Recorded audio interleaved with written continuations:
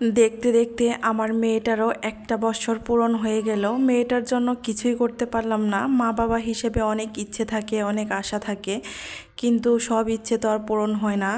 ভেবেছিলাম 1 বছর হলে মেয়ের আকিকারটা দিয়ে দিব, কিন্তু এই বছরটা এতই খারাপ যাচ্ছে যে কোনো দিকে আর কুল করে উঠতে পারতেছি না। সব দিক থেকেই বিপদ যেন একদম বাসা বেঁধে আছে।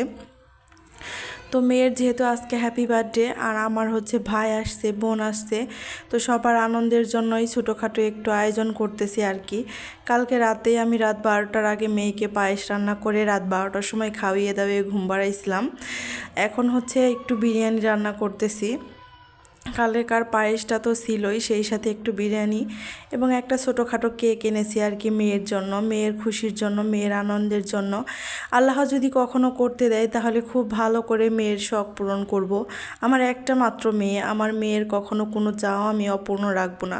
আমি যেমন আক্ষেপ আফসোস অনেক না পাওয়া নিয়ে বড় হয়েছি, আমি চাই না আমার মেয়েটা এত আক্ষেপ, মনের ভিতরে এত ডিপ্রেশন, এত কষ্ট নিয়ে থাকুক।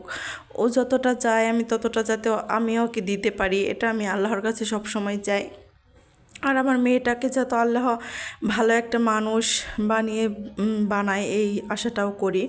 তো হচ্ছে বিরিয়ানি রান্না করতেছিলাম, এই জায়গায় হচ্ছে মাংস টাংস সব কিছু কষিয়ে দেওয়ার পর আমি এখানে বিরিয়ানির চাউলটা ভালো করে একটু ধুয়ে নিছি।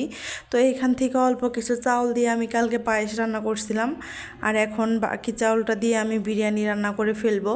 তো যেহেতু পাশের বাসায় 2টা বাচ্চা আছে, ওদেরকেও একটু একটু করে দিব, তো হচ্ছে দেওয়ার জন্য আমি একটু বেশি করে রান্না করতেছিলাম আর কি। তো মাংসটা ভালো করে কষিয়ে নিতেছিলাম, একদিকে ওই কাজটাও করে নিতেছিলাম। এদিকে আমার মাংস রান্না প্রায় শেষের দিকে, ভাবলাম যে একটু টেবিলটা পরিষ্কার করে আসব। পরে ভাবলাম যে মাংসটা হয়েই যাক, তারপরেই পরিষ্কার করব। আসলে সংসারের টুকিটাকি কাজ তো সারাদিন করতেই হয়, একটু ব্যস্ততার সময় পার করতে হয় মাঝে মাঝে একটু। তারপর দেখি অনেক ঝুম বৃষ্টি নামছে, ভাবলাম যে আল্লাহর কাছে একটা দোয়া পড়ে ফেলি। আমি আল্লাহকে সব সময় বলি, আল্লাহ আমার মেয়ের জীবনে যাতে কোনো কষ্ট, কোনো দুঃখ আপনি না দেন, আমার মেয়েকে আপনি অনেক ভালো রাখেন, সুস্থ রাখেন, এই দোয়াই সব সময় করি। সবার সন্তানকে আল্লাহ ভালো রাখুক। তো সেই দিন মনে হয় আমার মেয়েটা এই পৃথিবীতে আসলো। দেখতে দেখতে একটা বছর চলে গেল। আসলে বছর কিন্তু খুব পানির মতোই চলে যায়, এখন আর বোঝা যায় না। আগে মনে হতো বছর কত না দেরিতে শেষ হয়, আর এখন মনে হচ্ছে যে জীবনের সময়গুলো খুব দ্রুত চলে যাচ্ছে, জীবনটা খুব দ্রুত শেষ হয়ে যাচ্ছে আর কি। তো রান্নাবান্না শেষ করে টেবিল মুছে সব কিছু গুছিয়ে এখন শসা কেটে নিচ্ছি, একটু লেবু কেটে নেব। সবাই খাওয়া দাওয়া করবে, দুপুর টাইম হয়ে গেছে। তো যেহেতু আমরা কোনো উৎসব অনুষ্ঠান করছি না, যার কারণে নিজেদের ঘরোয়া একদম অনুষ্ঠান, তাই দুপুরবেলায় হচ্ছে কেকটা কেটে নিলাম। এখানে মেয়ের জন্য সব কিছু একটু গুছিয়ে নিছি, অল্প একটু বিরিয়ানি নিছি, অল্প একটু পায়েস নিছি, সেই সাথে কেকটাও বের করে নিছি।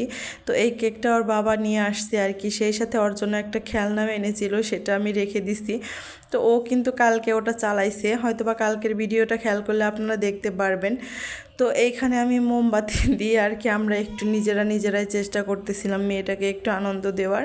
ও এখন অতটা বুঝে না, যখন বুঝবে তখন হয়তোবা অনেক কিছুই আর কি এক্সপেক্ট করবে আমাদের কাছ থেকে। এখন বুঝে না, এখন হয়তো ওর কোনো চাওয়া পাওয়া নেই, কিন্তু নিজেদের মনের মধ্যে একটা থাকে না যে একটা সন্তান, প্রথম সন্তান, আল্লাহর কাছ থেকে অনেক চাওয়ার পর আল্লাহ দিছে, তার জন্য অনেক কিছু করি, এরকম একটা চাওয়া থাকে না। কিন্তু সব চাওয়া তো আর সবসময় পূরণ হয় না, যার কারণে আর ছোটোখাটো করে আয়োজন করা। তো এইখানে মেয়ে আমাকে কেক খাওয়িয়ে দিতেছিল, আর আমার মেয়েটা মাশাল্লাহ যাই খাক না কেন আমাকে একটু করে খাওয়িয়ে দিবেই দিবে, ওর বাবাকেও দিবে। তো সবাই ভালো থাকবো, সুস্থ থাকবো, আমার মেয়েটার জন্য অনেক অনেক দোয়া করবা। আসসালামু আলাইকুম।